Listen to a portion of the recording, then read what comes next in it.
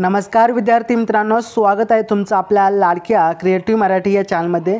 तर पहा विद्यार्थी मित्रांनो, पुणे जिल्हा शिक्षण मंडळाचा जो काही मराठीचा पेपरचा फॉर्मॅट आहे तो आपण आज या ठिकाणी पाहत आहोत। किती मार्काला कोणता प्रश्न असणार आहे, त्याचबरोबर वेळ काय असणार आहे, संपूर्ण डिटेलमध्ये 11वीची मराठीची प्रश्नपत्रिका आपण या ठिकाणी आज पूर्णपणे पाहणार आहोत।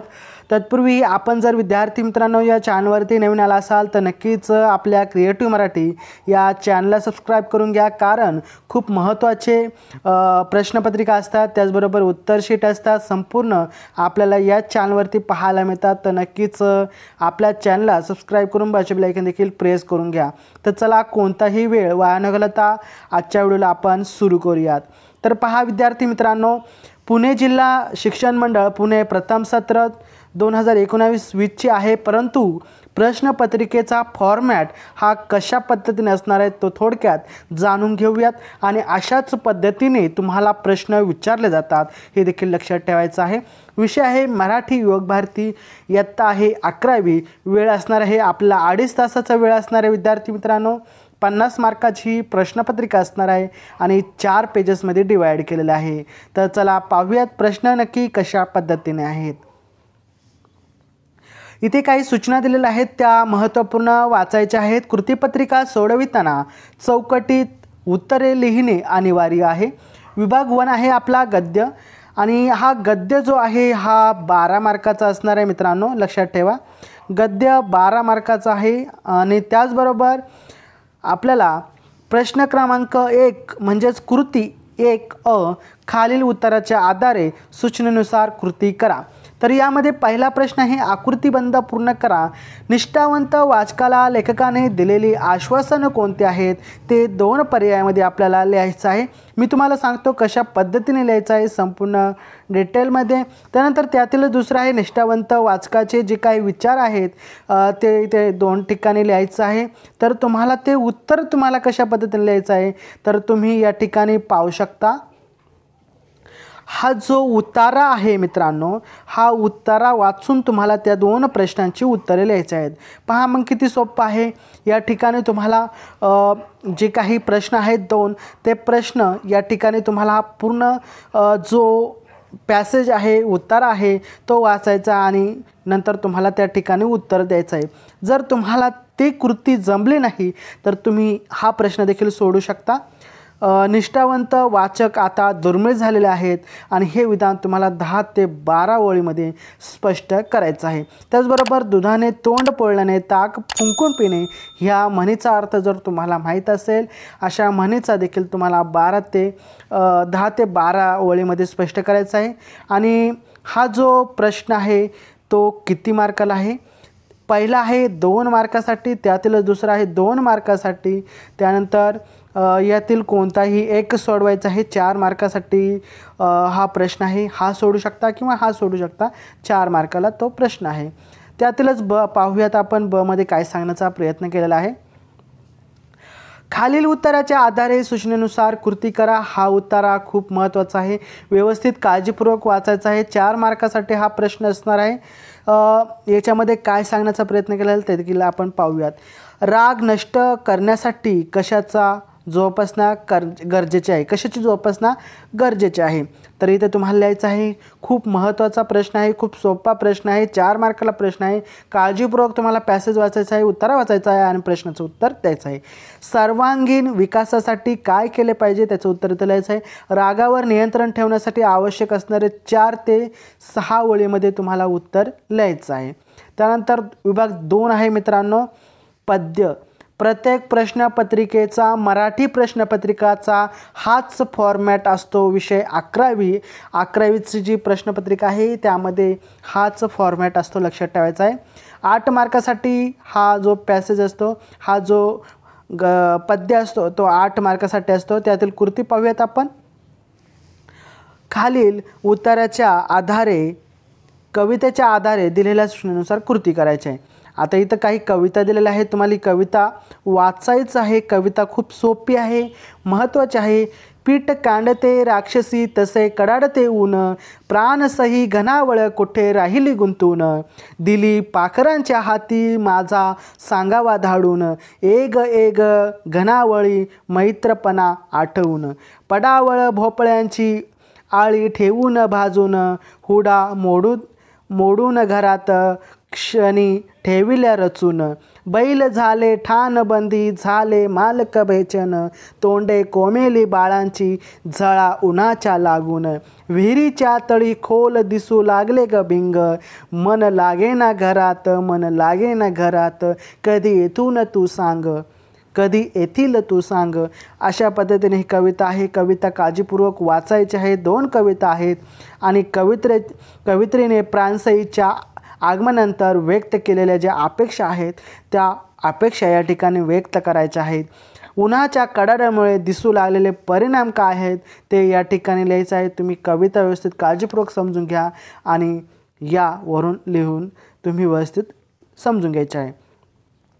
त्यानंतर तुमच्या परिसरातील पावसाळ्यापूर्वीच्या स्थितीचे वर्णन करायचे आहे. ते 8 ते 12 शब्दामध्ये ओळीमध्ये तुम्हाला या ठिकाणी लिहायचं आहे. 4 मार्कासाठी आहे. त्यानंतर एक दौडत धावत आधी माझ्या शेतावर या काव्यपंक्तीचा अर्थ तुम्हाला समजलेला 8 ते 12 ओळीमध्ये स्पष्ट करायचा आहे. त्यानंतर विभाग 3 मध्ये जर पाहायला गेलं तर साहित्य प्रकार आहे. हा साहित्य प्रकार मित्रांनो 6 मार्कासाठी आहे. याच्यामध्ये कृती 3 आहे. खालील उत्तराच्या आधारे सूचनेनुसार कृती करा. इथे देखील तुम्हाला उत्तरा दिलेला आहे. तो उत्तरा काळजीपूर्वक वाचायचा आहे. यातील पहिला प्रश्न आहे, भारतीय नाट्यकलाचे जे जनक आहेत भरत मुनी त्यांनी लिहिलेले ग्रंथ कोणता आहे तो इथे लिहायचा आहे. नाटकात अभिनय करणारे घटक कोणते आहेत ते 2 घटक इथे लिहायचे आहे. आणि नाटककलेची वैशिष्ट्य तुम्हाला 4 लिहायचे आहेत. 2 मार्कासाठी आहेत आणि 2 1 मार्कासाठी आहे. तो संपूर्ण तुम्हाला या उत्तरातून प्रश्न भेटणार आहे. प्रश्नाचे उत्तर भेटणार आहेत. खूप सोपं आहे. त्यानंतर नाटक म्हणजे सांघिक कला आविष्कार आहे या विधानासंबंधित 4 ते 6 ओळीत तुमचे सहमत म्हणजे स्वतःला काय वाटतंय स्वतःचे मत या ठिकाणी लिहायचं आहे. 2 मार्कासाठी आहे आणि ते जर तुम्हाला जमलं नाही तर या ठिकाणी दुसरा एक महत्त्वाचा प्रश्न आहे. हा देखील तुम्ही लिहू शकता.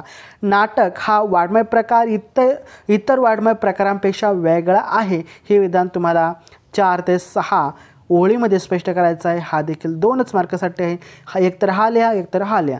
त्यानंतर उपयोजित 4 मध्ये आपण पाहूयात काय आहे. विभाग 4 मध्ये आहे मित्रांनो उपयोजित मराठी. यामध्ये कृती क्रमांक 4 आहे. खालीलपैकी कोणतेही 2 कृती सोडवायचं आहे आणि हे जे आहे हे 12 मार्कासाठी आहे. लक्षात ठेवायचं आहे. त्यातील पहिला आहे सूत्रसंचलनासाठी आवश्यक असलेली कौशल्य खालील मुद्द्यांच्या आधारे 12 ते 15 ओळीमध्ये लिहायचं आहे. सूत्रसंचलनासाठी काय काय आवश्यकता आहे. सूत्रसंचलकाचा आवाज महत्त्वाचा आहे. लोकांपर्यंत इतरांपर्यंत जो सूत्रसंचलन करत असतो त्याचा आवाज लोकांपर्यंत पोचला पाहिजे. तो आवाज महत्त्वाचा आहे. सूत्रसंचलकाची भाषाशैली बोलण्याची पद्धत कशा पद्धतीने आहे. लोकांना त्याचा शब्द जो आहे तो कॅच करता येतो का काय बोलतोय संपूर्ण सविस्तर माहिती पाहिजे. त्यानंतर सूत्रसंचलनातील समयसूचकता. त्यानंतर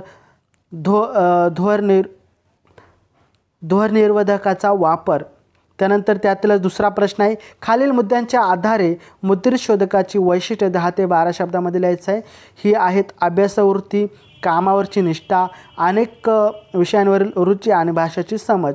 या पॉईंटवरून तुम्हाला उत्तर लिहायचं आहे. त्यानंतर आपण पाहूयात खालील विषय मराठीमधला 4था जो आहे त्यातीलच 3 खालील खुणांचा अर्थ काय होतो स्पष्ट करायचा आहे आपल्याला. तर या खुणाचा काय अर्थ होतो. या खुणाचा नक्की इथे एक खूण आहे, इथे एक खूण आहे, इथे एक खूण आहे, अशा भरपूर तुम्हाला 6 खुणा दिलेल्या आहेत. तर या खुणांचा अर्थ काय आहे हा तुम्हाला स्पष्ट करायचा आहे. एक्झाम्पल जर सांगायचं झालं तर क्वेश्चन मार्कचा काय अर्थ आहे.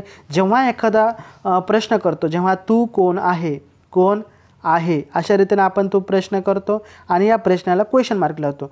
काय आलं क्वेश्चन मार्क म्हणजे प्रत्येक प्रश्नार्थी वाक्यासाठी क्वेश्चन मार्क वापरला जातो. त्याच पद्धतीने स्वल्पविराम कॉमा कशा पद्धतीने वापरला जातो.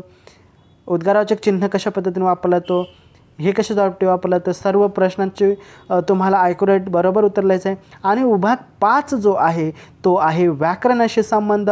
व्याकरणाशी संबंध म्हणजे व्याकरण खूप महत्त्वाचं आहे विद्यार्थी मित्रांनो. व्याकरण हा 12 मार्कासाठी आहे, लक्षात ठेवायचं आहे. कृती 5 आहे, खालीलपैकी कोणत्याही 6 कृती सोडवायच्या आहेत. आहे मावळतीचा सूर्य सुंदर दिसतो या वाक्यातील शब्दशक्ती प्रकार ओळखून लिहा.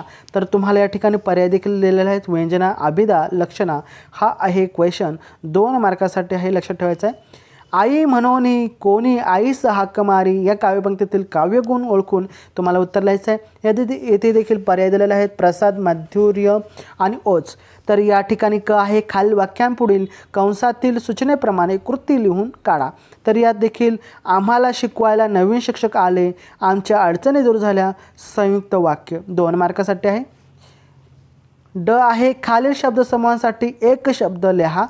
केलेले उपकार न जाणणारा, कृतज्ञ, कृतज्ञ, विश्वासू, परोपकारी. 15 दिवस प्रकाशित होणारे, मासिक, पाक्षिक, साप्ताहिक आणि नियतकालीन. खालील शब्दांचा समानार्थी शब्द लिहायचा आहे. प्रारंभ, ढग. त्यानंतर गटात न शब्द बसणारा असा कोणता शब्द आहे तो इथे लिहायचा आहे. जननी, माता, आई, बहीण. तर या ठिकाणी बहीण हा गटात न शब्द बसणारा. रत्नाकर, समुद्र, सागर, नदी. तर नदी आहे. इथे तुम्हाला 2 पर्यायामध्ये उत्तर लिहायचं आहे. तर पुढे पहा. खालील शब्दांना उपसर्ग प्रत्यय लावून शब्द तयार करा. दुकान, दुकानदार. काय होईल इथे? दुकान, दुकानदार. धाव, धावणारा. त्यानंतर उ आहे, खालील शब्दांतील अक्षरे निवडून अर्थपूर्ण शब्द तयार करा. इशारावरती हुकूम आहे, आमदार साहेब आहेत. अशा पद्धतीने आहे. तुम्हाला ही क्वेश्चन पेपर समजली नाही तर कॉमेंटमध्ये सांगा. समजले असेल ते पण सांगा. तुम्हाला या प्रश्नपत्रिकेची PDF हवी असेल ते देखील कॉमेंटमध्ये सांगायला विसरू नका. त्याचबरोबर व्हिडिओला लाईक करा, शेअर करा, सबस्क्राईब करा. तर चला भेटूया आपण पुढच्या व्हिडिओमध्ये. तोपर्यंत जय जय महाराष्ट्र, वंदे मातरम.